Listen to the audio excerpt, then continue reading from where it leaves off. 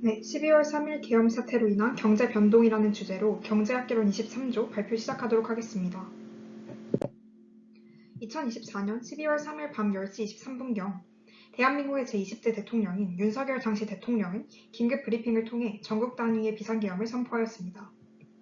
그가 밝힌 계엄의 이유는 종국 반국가 세력 척결 및 제휴 대한민국의 수호였습니다. 이를 위해 윤 전 대통령은 계엄 사령부를 설치하고 계엄군을 동원하였습니다. 그 결과 국회 계엄 해제 요구 결의안이 가결되어 계엄은 진압되었고 6시간 만에 계엄령을 해제했으며 이로 인해 탄핵이라는 결과를 낳았습니다. 다음으로 계엄령 선포로 인한 경제 변수의 변동을 살펴보겠습니다. 첫 번째 경제 변수는 물가입니다. 다음 그래프는 전년 동월 대비, 전월 대비의 소비자 물가 등락률을 나타낸 그래프입니다.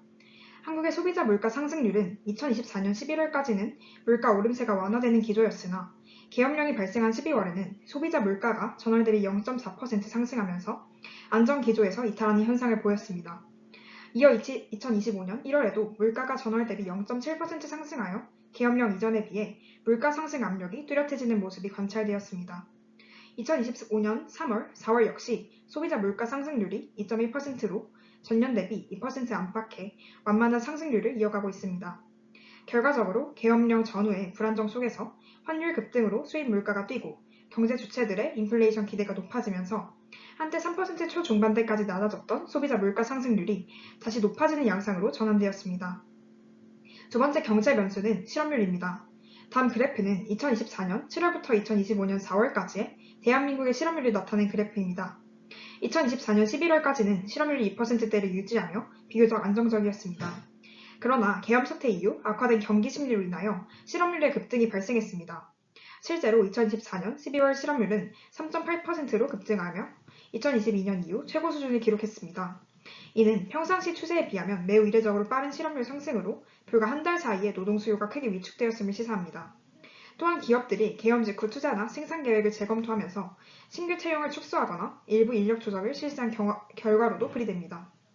세 번째 경제 변수는 GDP입니다. 다음 그래프는 2024년 4분기에 국내 총생산을 나타낸 GDP 그래프입니다. 2024년 4분기에는 계엄 사태의 영향으로 소비 회복세가 꺾였습니다. 한국은행에 따르면 실제 신용카드 사용액이 12월 1일 약 120억 원에서 크리스마스 즈음에 12월 말에는 90억 원대 후반으로 급감한 것으로 집계되었습니다. 이는 불과 몇 주 만에 소비 지표가 뚜렷하게 악화된 것으로 가게가 지갑을 닫고 소비를 연기하거나 필수 소비만 남긴 현상으로 해석할 수 있습니다. 네 번째 경제 변수는 이자율입니다. 다음 그래프는 최근 한국은행의 기준금리 추이를 나타낸 그래프입니다. 계엄령 직전까지 한국은행의 기준금리는 3.5% 수준에서 동결 기조를 유지하고 있었습니다. 그러나 계엄 사태는 이러한 통화정책 환경에 새로운 변수를 제공했습니다. 정치적 리스크가 불거지자 환율 급등과 자본 유출 우려로 인해 한국은행이 함부로 금리 인하에 나서기 어려운 상황이 조성된 것입니다.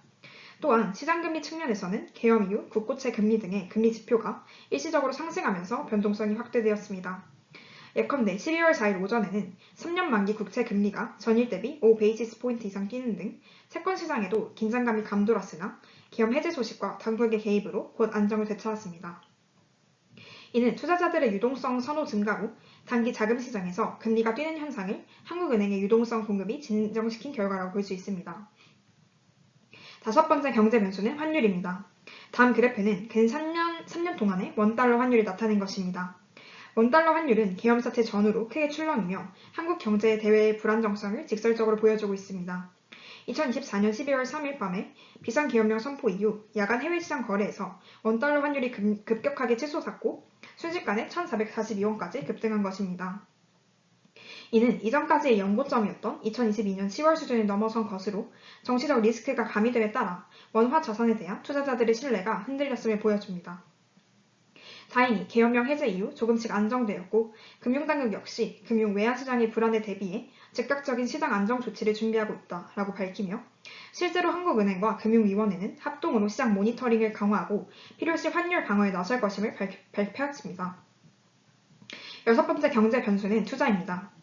코스닥에서는 계엄 사태 이후 주식시장 전체가 받은 충격이 계엄이 선포된 결과로 급감하다가 다음 날에는 다시 큰 폭으로 반등하는 등 국가 정책 불안에 직면한 주식시장이 단기적으로 공포가 집중됐음을 보여줍니다.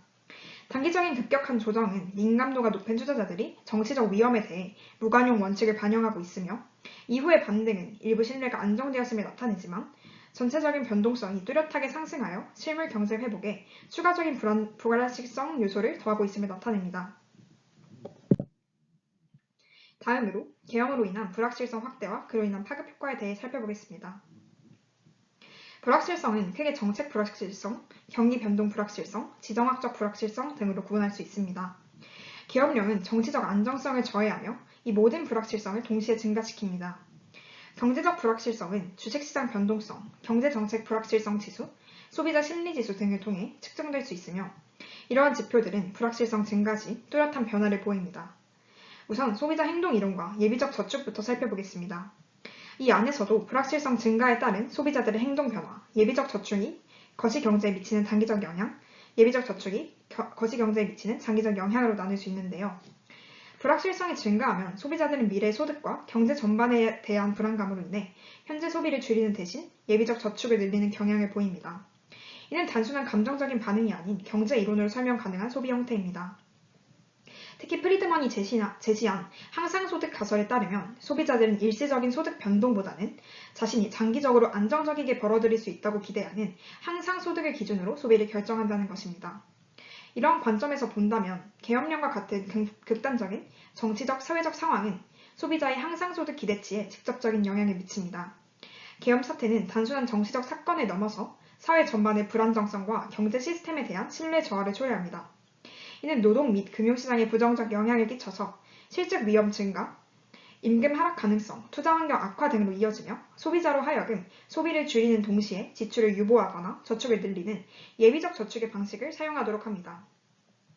이러한 예비적 저축은 총수요 감소로 인한 경기 둔화, 생산 감소 및 고용 불안정, 유동성 경색 및 통화정책 효과의 악화, 금융시장 위축 및 소비자 심리 악화와 같이 거시경제에 단기적인 영향을 끼칩니다.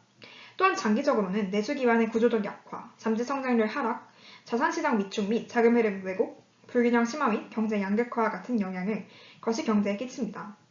다음으로 투자 이론과 실질 옵션 관점을 살펴보겠습니다. 이 관점에서는 투자 연기 옵션에 대해 잘 나타냅니다. 투자 연기 옵션이란 기업이나 경제 주체가 불확실한 상황에서 지금 바로 투자하지 않고 더 명확한 정보가 생길 때까지 기다렸다가 투자할 수 있는 선택권을 의미합니다. 이러한 투자 연기가 일으키는 단기적 파급 효과로는 기업의 투자 급감, 생산과 고용의 위축, 경제성장 둔화, 금융시장 불안정 심화 등이 있으며 장기적 파급 효과로는 관련 공급망 및 산업을 위축시키는 부정적 연쇄 효과, 기대심리 약화 및 투자 환경의 장기적 위축, 자본비용 상승과 금융시장 불안정 등이 있습니다. 그 다음으로 ISLM 모델과 유동성 함정에 대해 살펴보겠습니다. IS 곡선은 상품시장, 즉 소비와 투자 같은 실물 경제 활동이 균형을 이루는 지점을 나타냅니다. 이 곡선은 이자율과 국민 소득 사이의 관계를 보여줍니다. LM 곡선은 사람들이 현금을 얼마나 갖고 있으려 하는지, 즉 화폐에 대한 수요와 중앙은행이 공급하는 돈의 양이 균형을 이루는 지점을 나타냅니다. 케인즈가 제시한 ISLM 모델에 따르면 경제 전반의 불확실성이 증가할 경우 실물시장과 화폐시장 모두에서 부정적인 파급 효과가 발생합니다. 먼저 불확실성의 증가는 기업의 투자 위축과 가계의 소비 감소를 초래하여 총수요를 감소시키고 이에 따라 IS 곡선이 좌측으로 이동하게 됩니다. 이는 일정한 이자율 하에서 실질 소득이 감소함을 의미하며 이는 경기 침체를 유발하는 직접적인 요인으로 작용합니다. 동시에 불확실성 증가는 경제 주체들의 유동성 선호를 강화시킵니다. 즉 미래가 불투명해질수록 사람들은 현금과 같은 안전자산을 보유하려는 경향이 더 높으며 이는 같은 소득 수준에서도 더 많은 화폐 수요를 야기합니다. 이러한 유동성 선호 증가는 LM 곡선에도 영향을 미쳐 동일한 소득 수준에서 더 높은 금리가 형성되어야 화폐 시장이 균형을 이루게 됩니다. 그 결과 LM 곡선은 위로 이동하거나 금리가 더 이상 하락하지 못하는 수평 형태로 바뀔 수 있습니다. 특히 금리가 매우 낮은 상황에서는 유동성 함정이 발생할 수 있는데요. 이는 경제 주체들이 금리의 추가 하락 여지를 기대하지 않고 모든 추가 화폐 공급을 단순한 유동자산 보유로 흡수하는 형상으로 통화 정책의 유효성이 극히 제한되는 상태입니다. 이 경우에 중앙은행이 금리를 인하하거나 통화 공급을 확대하더라도 소비나 투자로 이어지지 않으므로 실물 경제 회복에는 큰 효과를 기대하기가 어렵습니다. 다음은 총수요 총공급 모델에서의 불확실성 영향을 분석하겠습니다. ADAS 모델의 개요를 보자면 총수요인 AD 곡선은 우하향하는 그래프이며 물가가 상승하면 실질 GDP는 감소합니다. 총 공급인 AS 모델은 단기적으로는 우상향하는 그래프로 임금 및 물가의 경직성을 반영하고 장기적으로는 수직의 그래프로 경제의 잠재 생산력을 의미합니다. 균형점인 AD와 AS의 교차점에서는 실질 GDP와 물가 수준이 결정됩니다. 우선 총수요에 대한 불확실성의 영향으로는 소비 위축, 기업 투자 감소, 순수출 둔화와 같은 문제가 발생하게 됩니다. 이 모든 요소들은 총수요 곡선을 좌측으로 이동시켜 단기적으로 실질 GDP의 감소, 실업률 상승, 물가 하락 압력을 발생시킵니다. 총 공급에 대한 장기적 영향으로는 자본 축적 둔화, 노동시장 약화, 기술 및 생산성 정체를 발생시킵니다. 결과적으로 경제의 성장 잠재력 자체가 저하되며 장기적으로는 실질 GDP의 자연 수준 역시 낮아지게 됩니다. 계엄 사태로 인해 소비 위축, 기업 투자 감축 등의 문제가 발생하였고 그 결과 계엄 이전에 비해 총수요 곡선이 좌측으로 이동했다는 것을 볼 수 있습니다. 이제 현재의 경기 부양 정책과 효과를 살펴보겠습니다. 통화 정책을 먼저 보자면 현재의 통화 정책은 중앙은행이 금리와 통화량을 조절하여 총수요에 영향을 미치는 간접 정책입니다. 금리 경로, 자산가격 경로, 환율 경로, 신용 경로, 기대 경로, 양적 완화와 같은 방식으로 통화량을 조절하고 있습니다. 그 예시로는 2025년에 경기 침체와 수출 부진이 지속하여 성장률이 0.5%에서 1.6% 사이를 기록할 것이라는 전망에 따라 한국은행은 기준금리를 2.75%로 인하하고 연간 0.75%포인트 인하하였습니다. 이는 단기적으로 민간 소비가 회복되며 수출의 경쟁력이 개선되도록 하지만 장기적으로는 가계부채의 증가 및 금리 역차로 인한 환율 불안과 같은 문제를 낳기도 합니다. 현재 재정정책은 정부가 직접적으로 총수요에 개입하는 정책으로 승수효과를 통해 국민소득에 영향을 줍니다.